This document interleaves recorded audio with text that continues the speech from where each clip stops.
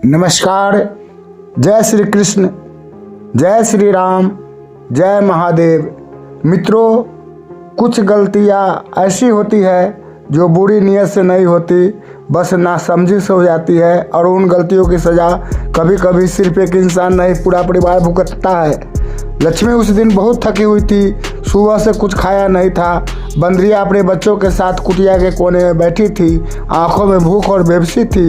लक्ष्मी ने सबको देखा और मन ही मन बोली, सबका पेट भरना जरूरी है, अकेले खाना अच्छी बात नहीं।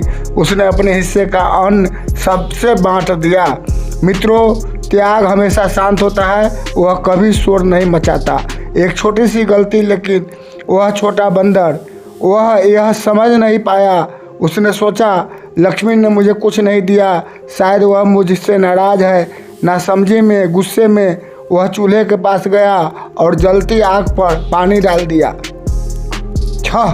आग बुझ गई। उस पल उसे अच्छा लगा, लेकिन अगले ही पल सब कुछ बदल गया। जब आग बुझी तब समझ आई गलती। लक्ष्मी जब ठंडा चूल्हा देखा तो उसका दिल बैठ गया। आग नहीं थी, लकड़ियाँ गीली थी और बाबा घर पर नहीं थे। उसने कुछ नहीं कहा, न डांटा न रोई, बस चुपचाप बंदरिया और उसके बच्चे को देखा। वह खुद भूखी थी, लेकिन उसके चेहरे पर अपनी भूख से ज़्यादा दूसरों की चिंता थी। छोटा बंदर यह सब देख रहा था, उसकी आंखें झुक गई। अब उसे अपनी गलती समझ आ रही थी, लेकिन देर हो चुकी थी। भूख और डर के बीच निर्णय। सूरज ढलने लगा, जंगल में सन्नाटा बढ़ गया। भूख अब दर्द होने देने लगी थी। तभी लक्ष्मी की नज़र कुटिया के बाहर पड़ी। दूर कहीं हल्का सा धुआं उठ रहा था। वह कुछ पल रुकी।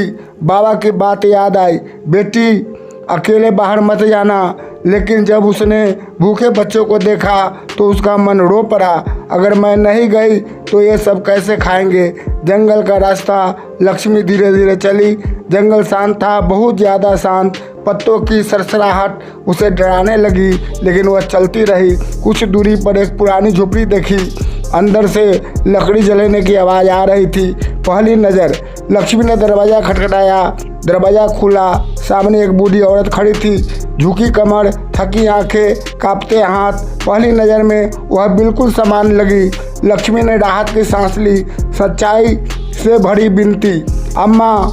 लक्ष्मी की आवाज़ काँप रही थी, मेरे घर की आग बुझ गई है, घर में सब भूखे हैं, अगर थोड़ी सी आग मिल जाए। उसकी आंखें भर आई। वह झूठ नहीं बोल रही थी, नाटक नहीं कर रही थी। वह सिर्फ एक जिम्मेदार बेटी थी, चालाकी नहीं, इंसानी लालच। बूढ़ी औरत ने उसे ऊपर से नीचे देखा। उसके मन में कोई जादू नहीं, कोई राक्षसी योजना नहीं, बस लालच आया। उसने सोचा, इससे काम करवा लूँ, मुझे आराम मिल जाएगा।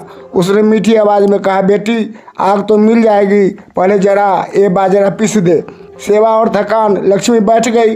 चक्की भारी थी, हाथ दुखने लगे, पीठ झुक गई, लेकिन उसने एक शब्द शिकायत का नहीं कहा। वह जानती थी, जब किसी का पेट भरा जाएगा तभी मेरा भी भरेगा। अंदर की बेचैनी। समय बीतता गया, आटा तैयार हो गया, लेकिन आग नहीं मिली। बूढ़ी औरत टालती रही। अब लक्ष्मी का मन अशांत होने लगा। उसने चारों ओर देखा। झोपड़ी गंदी थी, हवा भारी थी, कुछ ठीक नहीं लग रहा था।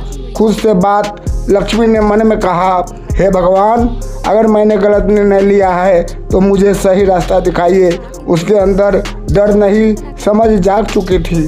जो नहीं मिला वही बचाव बना। लक्ष्मी ने साहस जुटाया। उसने विनम्रता से कहा, अम्मा मुझे घर लौटना होगा। बूढ़ी औरत नाराज़ हो गई, लेकिन लक्ष्मी रुकी नहीं। वह बिना आग लिए वापस चल दी। घर लौटने पर सच्चाई। जब वह घर पहुंची तो देखा, पड़ोस से किसी ने आग भेज दी थी। सब सुरक्षित थे, सब इंतजार कर रहे थे। छोटी बंदर रो रहा था। उसने लक्ष्मी के पैर पकड़ लिए।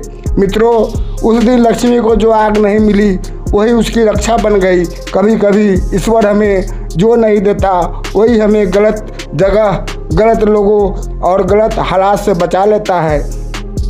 जीवन का सच, हर मदद करने वाला देवता नहीं होता, हर मीठी बात सच्ची नहीं होती, और हर ना ईश्वर की बेरुखी नहीं होती। अगर आज आपके जीवन में कुछ नहीं मिला तो खुद को दोष मत दीजिए। हो सकता है वही न मिलना आपकी सबसे बड़ी रक्षा हो।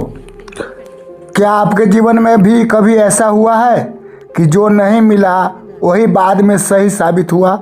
कमेंट में हाँ या अपना अनुभव लिखें। आपकी कहानी किसी और को ताकत दे सकती है। अगर कहानी ने छुआ हो तो लाइक करें, शेयर करें और झलक दिव्य ज्ञान को सब्सक्राइब करें, जहां शब्द नहीं सच बोलता है। धन्यवाद।